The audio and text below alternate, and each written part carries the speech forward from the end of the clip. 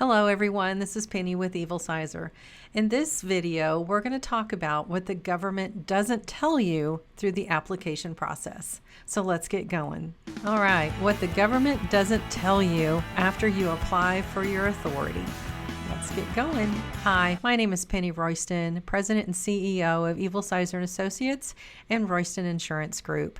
I helped my dad get started in this business, back in 1990. So we're on our 24th year here, so that's really cool. I have 5 years banking experience. I'm a licensed insurance agent. Evil Sizer is family owned and operated, and I love to play with my grandkids, hike in the mountains, and I have a little candle business on the side if you didn't know. I have just always have to stay busy, just like my dad. And I've got this video that I want to talk to you about that's really super important. So we hear this a lot. We have guys out there, guys and gals that want to achieve the American dream. You want to start your own business. I started my own business. I feel like I'm living the American dream, and I know you do. You want to too. You want to drive across the nation. You want to make a great living, see the country, and grow your business. There's a few things, though, that you need to know before you can actually do this. And that's what I'm going to tell you today. So where do I begin? What are the steps? There are so many steps in trucking, as if you have probably figured out by now. And nothing is intuitive. Nothing works together. And that's where we come in. We walk you through the process, whether you want us to do all of it or you want us to do pieces. I've got the tools for you. So the first thing you want to do is establish your company name with your state. So you need to decide whether you're going to be a sole proprietor, you're going to be an LLC, an incorporation. You need to figure that out. And the best place to start with that is with your CPA, or, talk with friends who have businesses and see what they say. Not one size fits all. I wish it did. That'd make it really simple, but it just doesn't work that way. Then you need to apply for an EIN, and this is with the IRS. And this is your tax ID number. It's also known as your employer identification number. So just know that it has several different names. You need a physical address, not a P.O. box. You need a physical address where an auditor can come out, and that is the place where you keep your records. You also need a phone number. You might want a separate phone number than your cell phone because it will blow up. I promise you. And you want an email, and keep this email separate from your personal. I think it's not required, but it's easier in your business if you have your email that is for your work, and then you have an email that's for personal. So when you apply for the authority with the FMCSA, you need to know what you're going to apply for. There's a lot of different choices. In this video, we're going to assume that you're going to be a carrier. Now, whether you're going to be a long haul carrier, a hot shot, it doesn't matter. We're just going to assume, because we're going to walk you through the steps for either one. And are you going to hire this out or go DIY? I recommend this piece you hire it out. There are so many pieces, and we're going to go through it, but you may already have gone through the application, paid too much, and you don't get that money back. Sadly, once you pay it, that's it. There's no refunds.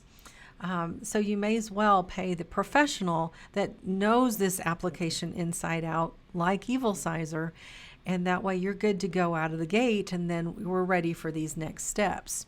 And do you know all the steps involved? So it's not just, okay, I've applied for this authority, I'm good, can put my insurance on file. It's a lot more than that. This system is old, it's archaic, and it does not tell you what the next step is. Now, the FMCSA is in a major overhaul, and this is going to change, which is great. There will still be steps. There will still be things that we catch that's like, probably should have do it this way. But I think it's best to hire it out just to get everything going, because you have a timeline. So you need to know your timeline. So what if you go past that timeline? What's the penalty involved in that? And it is monetary. So you have, right now, it's approximately 90 days from the application date to get all of the items, including the insurance and BOC filing, taken care of. And why I say approximately is because the FMCSA says on or about 90 days from application. So what if you're down to that wire, you're down to that last day, you don't know what day it is because the FMCSA has not, their system does not establish a final application dismissal date. And then you might have to reapply and pay fees. And so we were in a focus group last week with the FMCSA. It was so cool. I really enjoyed that time with them. And the new system will probably have a final date because we talked about all of these little details that the average applicant won't know because they don't work on it every day like we do. So know the timeline. Right now it's 90 days and approximately 90 days that you need to get everything taken care of. So when you applied for your authority or you had someone apply for your authority, they had to set up a login.gov.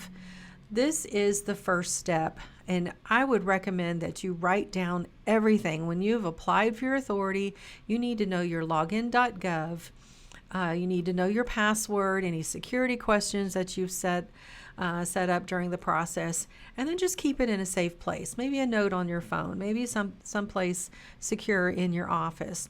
But so many times I'm working with a client after the fact, or they've had somebody else file their authority and they don't know this information.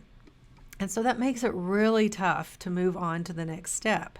And that's really the purpose of this video, is to give you guidelines. Like, this does matter. You don't have to just go through the process and not remember anything. I would write everything down that pertains to logging into your account. So you've completed the application, you paid the fee, hopefully it was the correct fee, because remember, there are no refunds. And then you grab the DOT. So when you get all the way to that last page, it's like, here's your assignment. It does not give you the MC. If you applied for an MC, the system just doesn't do that. It has one for you, but it doesn't show up on that page. So that's confusing issue number one. So am I done? I just file insurance and BOC? A lot of people think that. That's kind of what the government says. They're going to send you a letter, a decision letter, and it's going to say, you have 3 items. You've got to file your insurance, your BOC, and your MCS 150. Okay, so I guess I'm good, right? Well, it's a big no. There's a lot more steps, and that's why I'm here talking with you today. So one of the first things I would recommend is to order your DOT PIN. Now, there is talk about the PIN going away in about a month or so. We'll see, because there's a lot of things tied to this PIN. Setting up your portal is tied to this PIN. Your audit right now is tied to this PIN. So order your PIN just in case it doesn't go away. The government, I think, is hoping that the login.gov fixes everything. We'll see. That would be great, just to have the one thing and not have to worry about your PIN. But right now, you need to order the PIN. So you're going to want to go to safer.fmcsa.dot.gov. Scroll down a little bit. You'll see a lot of text. So the one that looks like this, click here to request a U.S. DOT PIN to be mailed. They no longer will email it. So that's not even an option. I'm not sure why that link is still there if you can't do that. So you have to wait in the mail. So I hope your address is right. If not, there's going to be a manual update to take care of with the FMCSA, because this is going to come in the mail. It's just a piece of paper, and it has an 8-digit alphanumeric code. And this is another thing you're going to want to keep track of. So you're going to need to wait 7 to 10 days, depending on where, this is coming from East Coast. So if you're in West Coast, it's going to take longer. And it's going to be out in the mailbox at the curb. It's not going to be in your inbox. Even though they have your email, it would be nice if they would have just like, hey, here's your DOT, here's your PIN. Doesn't work that way. Really never has. So this is not emailed. You've got to check your mailbox, and it's going to come from 1200 New Jersey Avenue Southeast from Washington. If you get any mail coming from any other source, it's probably not the government. Then, okay, so let me back up just a second. In the previous application, you set up your portal within the application. You no longer do that. You do this after you've applied for the authority. You still have to set up the portal. The portal is still an important piece to connect to the clearinghouse.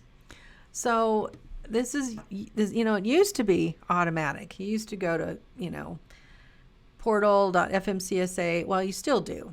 You still go to portal.fmcsa.dot.gov. And then you log in through your login.gov. It didn't used to be that way. You just kind of had your separate portal. You're still going to have your separate portal. So just when we go through this piece, write everything down. And I've got some tips here. But the one thing you want to do right here is you want to choose this option. You need to register. Nowhere in any email or anything that you've received from the government says you've got to set up your portal. That would be really nice, but again, it doesn't work that way. You do have to have your DOT PIN just to get to step 2. So you took care of step 1, you applied for your authority, you ordered your DOT PIN. You're still a week later that you've got to do something with this application. So your DOT PIN is required. You cannot get past this step without your PIN. So register for your portal account. You want to click that third option. So you've got the login.gov, you've got a DOT employee or contractor link. You want this one. It's very non-assuming right down here. It's just you would almost miss it. I did in the beginning because I assumed once I went through the application, the portal was set up. It was set up from the login.gov until I went to set up a client's clearinghouse. I found out otherwise. So choose that option there. So set up who you want to be the company official. The email here, when you set up the portal, now this is super important, needs to match your login.gov email. If it doesn't, nothing is going to match. And then you're going to need to call the FMCSA and get instructions from them. This is super important. Nowhere does it tell you this because you might have somebody, maybe a safety director. It's like, hey, yeah, I want you to be the company official and go ahead and put your email in there. Don't do that. Whatever the login.gov email is, that needs to be the company official. Now you can set up other users, but the initial one that you're going to link to the clearinghouse needs to be the same. And then there's this other piece, which I'm not sure why it's not automatic. Maybe it will be in the new one. I propose that it would be because it's confusing. It's like manually moving certain roles. The FMCSA gives the account holder these roles. And so you need to navigate through the profile to add them if you're a CDL carrier or if you want access to your audit portal. So this is where everything boils down to where the PIN is super important. Now they're talking about taking the PIN away. We'll see how many systems you can't get into without the PIN. So while you can order it, go ahead and order it. So this is required. You need to add the roles. And what does this look like? So once you're in your portal, you've created your portal. You want to add, and then you go back into the portal. You want to go to account management. Scroll down to my profile. Hit roles, US DOT number. You're going to put your DOT number in there and your PIN. And essentially, just move everything over so you don't have to come back in and do this again. You're going to see these roles, and an average applicant has no idea what DACH, Motor Carrier Admin, means. This is Drug and Alcohol Clearinghouse.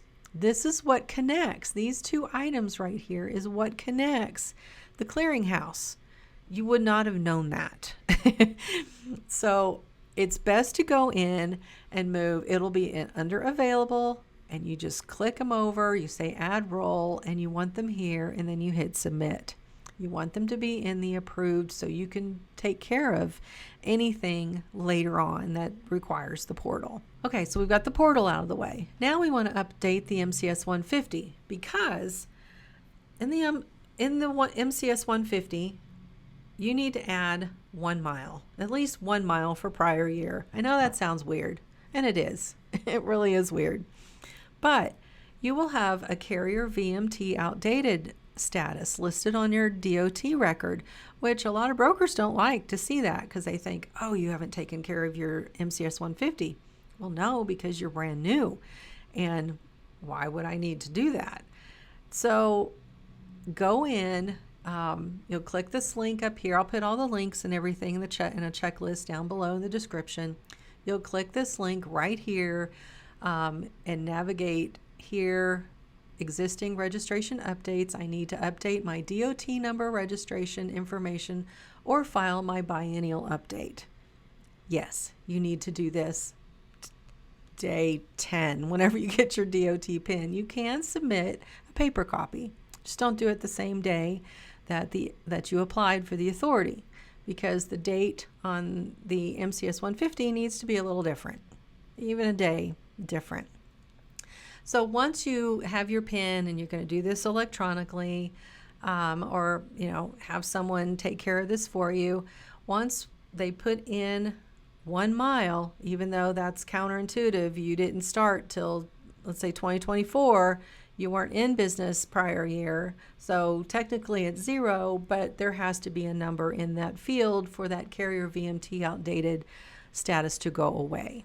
So this is still important. Step 4 that I highly recommend. So you have 2 tasks that I want you to do when you go through this MCS 150 process. Just review all the data. Now, know that if you applied for an MC number, whatever you change here, it does not change on the other side, on the MC side. The system doesn't go backwards. So it will only change here. So a lot of people go in like, oh, I'm just going to change my address. Well, the MC, there's two systems, and they don't talk to each other. The MC will talk to the DOT, but the DOT does not talk to the MC. So you can see where this gets really confusing and why I recommend you hire this out, because it's crazy. You're on a timeline. You're on a 90-day timeline, and then you've got all this little nitpicky stuff that matters. So, but go ahead and enter 1 year for the prior year. This will suffice. And then the biennial, this may change. The biennial may change to annual. We're not sure yet, but it was proposed at the meeting last week with the FMCSA. I had such a great time. It was so nice to meet the people that I've been working with for 30 some years now. A lot of those I have not worked with. I call the old timers. But when I talked to Jeff Sechrist, who's the chief, he knew a lot of the people that I worked with, back in the 90s and 2000s. And it was just really cool. It was great to see inside. And I really got a feel that this agency wants to do better. They know this system is broken. They know it. And they've got a team in place that's working on it at light speed. So stay tuned to my videos this year, because a lot is coming.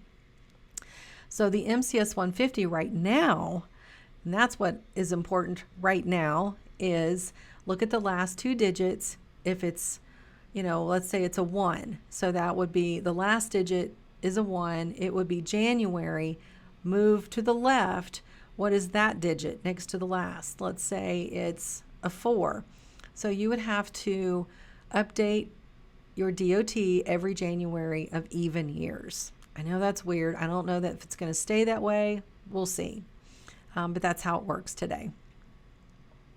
So if you have a box truck, you can probably fast forward through this, but if you have trucks that require CDLs, a CDL driver's license, then you need to hear this piece. So once we've gone through steps 1 through 4, now you're ready to connect to the clearinghouse. So you need to visit clearinghouse.fmcsa.dot.gov if you are a CDL carrier or employer. At this point, you're the employer. You could be the employer and an owner-operator. You still need to go through this step. So log in at clearinghouse.fmcsa.dot.gov. You're going to log in with your login.gov username and password. And remember, this needs to be the same login you use for the portal. This all needs to match. It just makes your life so much easier. So you'll need the portal username and password that you set up in step 2 of this video to connect. So once you've connected your clearinghouse, now you're ready to activate your authority. You can file your insurance. You can file your BOC. You could have done this earlier too. The BOC really, you can file that at any time. You can't file it on day 1. You need to wait till day 2. Insurance, wait until you're ready. You do need a truck. You've got to have that VIN number. It makes life so much easier to just move on. A lot of insurance companies won't work with you if you use your personal vehicle. I know some people have done that, and then they're shocked when they replace it with a commercial vehicle. You no longer get that great, fantastic rate, and it's just best to wait. But remember, you've got 90 days. I did propose in the meeting that we move to 6 months. So we'll see. There's still a lot of variables out there that we're not sure with a new system, but I'm confident it's going to be great. So Evilsizer, we've been in this industry this is our 34th year. We're here to help. We know this system. And if you need help, you've already done your authority application and you would like to have help with all 5 of these steps, we do have a service available.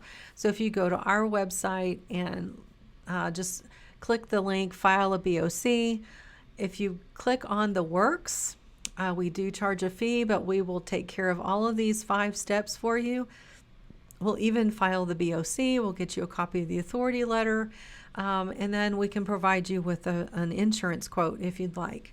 Now, the insurance, that is a completely separate transaction that gets run through Royston Insurance or one of our partners if we're not able to file in a particular state.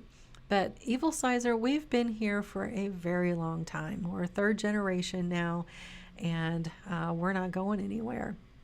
So I'm excited with this new system. Hopefully I'll get to go back to Washington and for another focus group, and pretty amazing just to be a part of something bigger than your own company, something that makes a difference in the industry. And so give us a call, go to our website. We've got 2, evilsizer.com, roystonins.com, and we'll be able to help you. So just thanks for being here. Like and subscribe so we can do more of these. That makes a difference in the industry. So have a great day and call us if you need us. Bye-bye.